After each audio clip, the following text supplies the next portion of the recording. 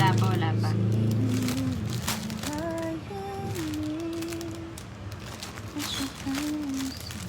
Kung sino man ang gusto niyong pagbigyan.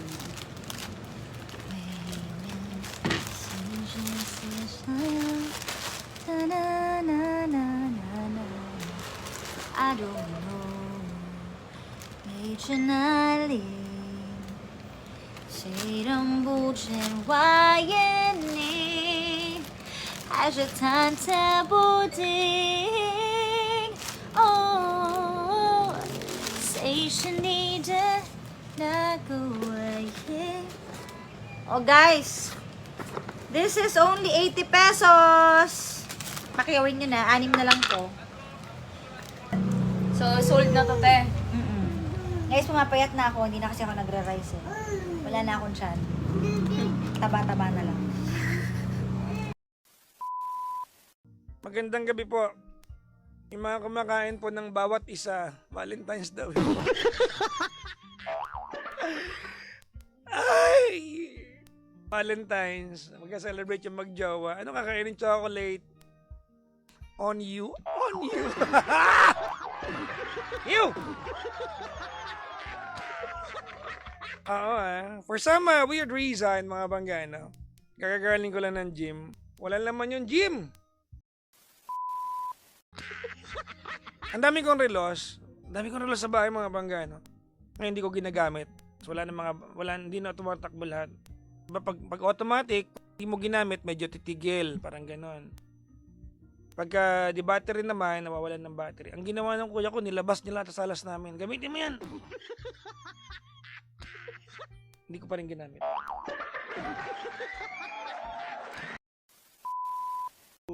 Kumain na ba kayo ng dinner? Hindi pa kumain. Ang huling kain ko ay last night at 1 a.m.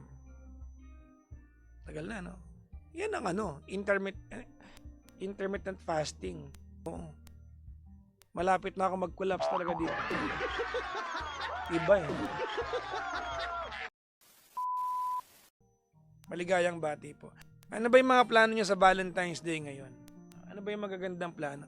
Anyways, mga pangga, feeling ko, hindi ko alam I do not know if kung tama ako, no? But I guess the world today is a less romantic world than 30, 40 years ago. Hindi ako nabuhay ng 40 years ago, 26 lang ako.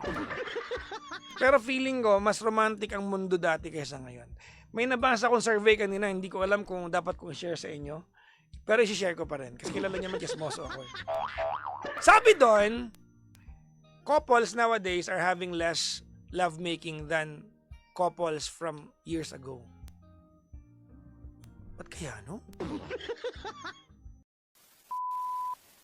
Di ba only if sana, noong time ng 2 buwan kanyang hindi kinausap, ini-stock mo na rin lang naman siya sa TikTok according to you. Tama, mali? Tama. Nag-PM ka na sana. 2 buwan mo na akong hindi kinakausap. 8 linggo na. Are we together or do I have to start moving on? Hindi mo ginawa eh.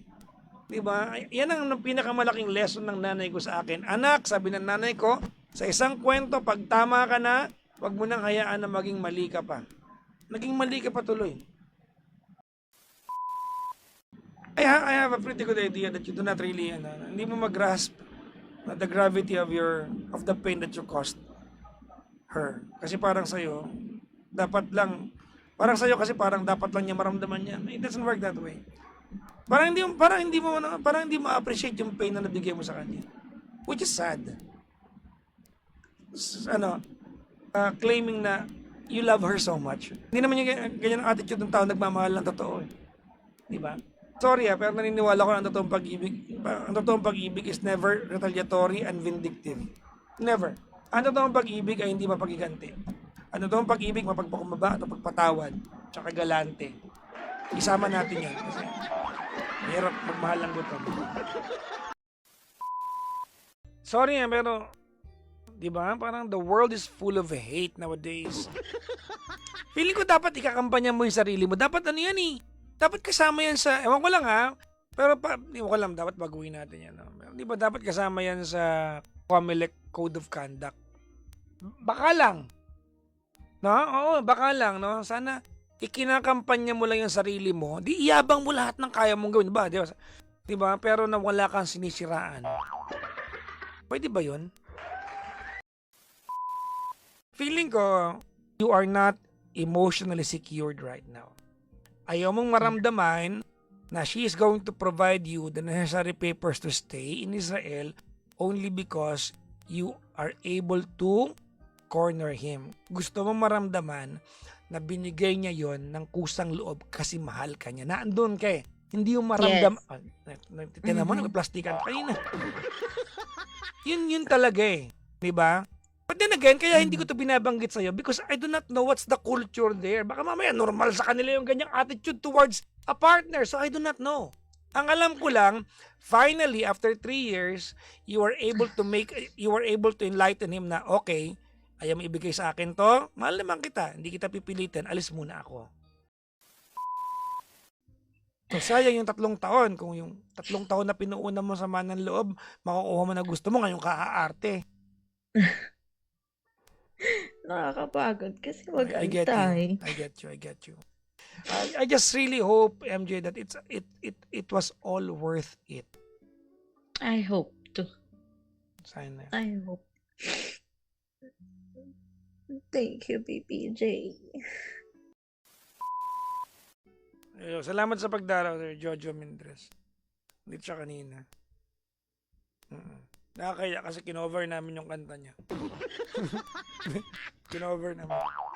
I met you just tonight. Parang kaboses ko nga siya.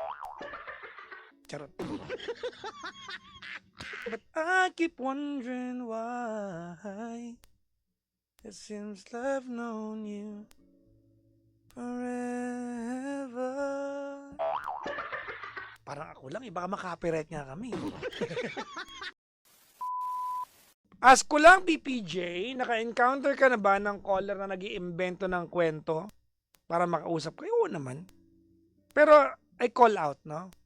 I could be wrong, pero pag hindi ako naniniwala sa kwento, I say it. Hindi ako naniniwala sa kwento mo! Marami na po yan. And I do not shy away from telling someone na your story is unbelievable.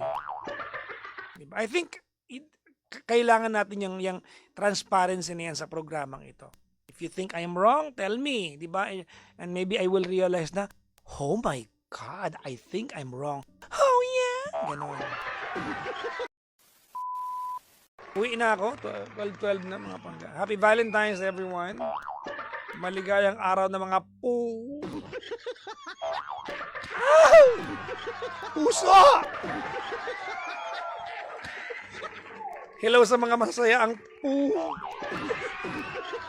puso. Hello sa mga madadampian ng kanilang mga puso. Hello sa mga magagamit yung kanilang mga puso. Maligayang araw ng mga puso ha, sa ating Happy Valentine's Day.